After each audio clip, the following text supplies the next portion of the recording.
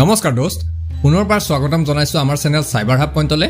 আপোনালোকে জানে যে আমি সদায় আপোনালোকলৈ নতুন নতুন আপডেট লৈ আহি থাকো সো আজিৰ আপডেটত সেই সকলোবোৰ ক্যান্ডিডেটৰ বাবে এটা নতুন ৰিক্ৰুটমেন্ট লৈ আহিছো যিসকলে চৰকাৰী চাকৰি এটা বিচাৰি আছে আপোনালোকক জনাও যে এছএছসিৰ পৰা আকৌ এবাৰ এডভাৰটাইজমেন্ট ওলাইছে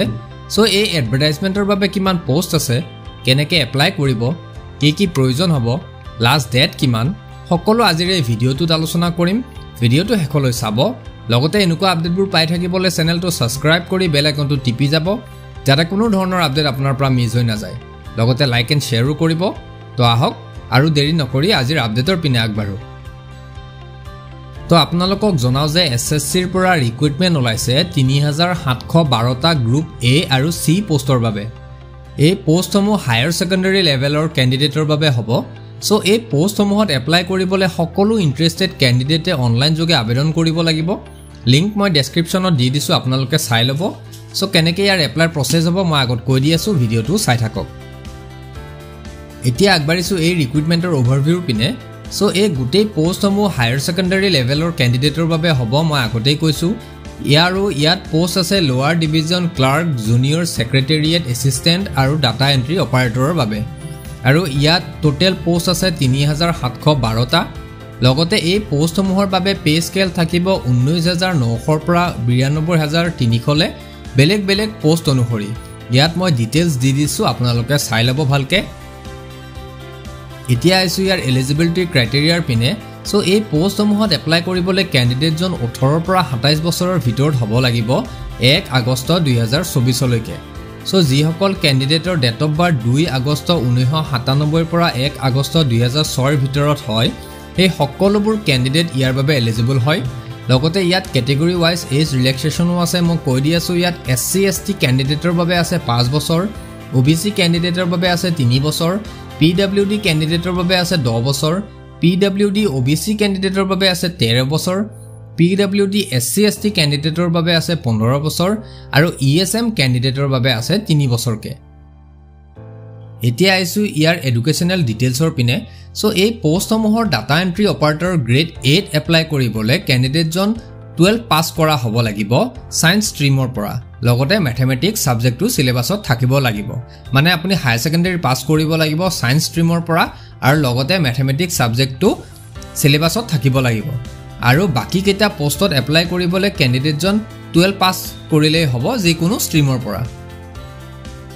এতিয়া আইছো ইয়াৰ এপ্লিকেশন ফি ডিটেইলছৰ পিনে সো এই পোষ্টসমূহৰ এসসি এসটি পিডব্লিউবিডি ইএসএম আৰু ওমেন ক্যাটেগৰিৰ ক্যান্ডিডেটে কোনো ধৰণৰ ফি পে কৰিব নালাগে মানে ইয়াৰ এপ্লাই প্ৰসেস সম্পূৰ্ণভাৱে বিনামূলীয়া হয় লগতে বাকি থকা আনৰিজাৰ্ভ ওবিসি ক্যাটেগৰিৰ ক্যান্ডিডেটে 100 টকা পে কৰিব লাগিব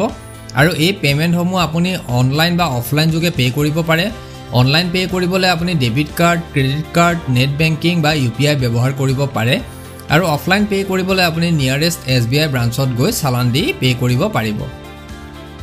এতিয়া আইছো ইয়াৰ এপ্লাই প্ৰসেসৰ পিনে সো এই পোষ্টসমূহৰ বাবে এপ্লাই কৰিবলৈ আপুনি অনলাইন কৰিব লাগিব মই আগতে কৈছো লিংক মই ডেসক্ৰিপচনত দি দিছো তাৰ পৰা গৈ কৰিব পাৰে নহলে ইয়াৰ অফিচিয়েল ৱেবছাইটত গৈও আপুনি এপ্লাই কৰিব পাৰে এই লিংকত গলে আপোনাৰ ইন্টাৰফেসত ফৰ্মখন খোল খাব ফৰ্মখন ভালকে চেক কৰি ফিল আপ কৰিব তাৰ পিছত পাৰ্সোনেল আৰু এডুকেশনাল ডিটেইলছ ফিল কৰিব তাৰ পিছত আপোনাৰ পাসপোৰ্ট সাইজ ফটো আৰু সিগনেচাৰ আপলোড কৰিব লগতে আৰু ডকুমেন্টছ বিচাৰিব পাৰে হেখিনো আপলোড কৰিব কিন্তু তাৰ আগতে আপোনাৰ ডকুমেন্টছখিনি আপুনি ৰেডি কৰি ৰাখিব তাৰ পিছত আপোনাৰ সিলেক্টেড এপ্লিকেশন ফি সমূহ পে কৰিব তাৰ পিছত গুটেখিনি কৰি ফৰ্মখন চেক কৰিব তাৰ পিছত সাবমিট কৰিব হেখত প্ৰিন্ট আউটটো লব একেবাৰে নাপাহৰিব কাৰণ হে প্ৰিন্ট আউটটো বহুতে ইম্পৰ্টেন্ট হয় এতিয়া আগবাঢ়িছো ইয়াৰ ইম্পৰ্টেন্ট ডেটছ সমূহৰ পিনে সো ইয়াৰ এপ্লাই প্ৰসেস ষ্টাৰ্ট হৈছে অলৰেডি আৰু চলি থাকিব 7 মে লৈকে সো যিসকল ইন্টাৰেষ্টেড ক্যান্ডিডেটে এপ্লাই কৰিম ভাবিছে তেওঁলোকৰ হাতত 7 মে লৈকে সময় আছে কৰি ল'ব সকলোৱে আৰু এই পোষ্টসমূহৰ বাবে এক্সাম হ'ব জুন বা জুলাই মাহত আপোনালোকে ইয়াৰ অফিচিয়েল নোটিফিকেশন চেক কৰি থাকিব সময়ে সময়ে যাতে এক্সাক্ট ডেটটো আপোনালোকে গম পায় এতিয়া আগবাঢ়িছো এই পোষ্টসমূহৰ এক্সাম প্ৰসেসৰ পিনে সো যিসকল হায়াৰ সেকেন্ডাৰী কমপ্লিট কৰা ক্যান্ডিডেট আছে এই পোষ্টসমূহৰ বাবে এপ্লাই কৰিব সেই সকলোবোৰ ক্যান্ডিডেটে দুটা ফেসৰ সিবিটি টেষ্ট দিব লাগিব মানে কম্পিউটাৰ বেসড টেষ্ট তাৰে ফাৰ্স্ট ফেসত থাকিব MCQ test multiple choice question এই টেষ্টত টোটাল 200 মাৰ্কস থাকিব 100টা কোৱেশ্চনৰ বাবে মানে পাৰ কুৱেশ্যন 2 নম্বৰকৈ থাকিব লগতে ইয়াত নেগেটিভ মাৰ্কিঙো আছে 0.25 কৰি মানে আপোনাৰ 4টা ভুল হ'লে 1 নম্বৰ কাটা যাব সো যিসকল কেণ্ডিডেটে এই এক্সামসমূহ দিব তেওঁলোকে অতি মনোযোগেৰে এনসাৰসমূহ কৰিব যাতে ভুল নহয় আৰু এই এক্সামৰ বাবে সময় থাকিব 2 ঘণ্টা লগতে এই এক্সামসমূহৰ বাবে নৰ্থ ইষ্ট জোনৰ চেণ্টাৰসমূহ থাকিব ইটানগৰ ডিব্ৰুগড় গুৱাহাটী যোৰহাট শিলচৰ ইম্ফল উখৰুল শ্বিলং আইজল ডিমাপুৰ কোহিমা আগৰতলা লগতে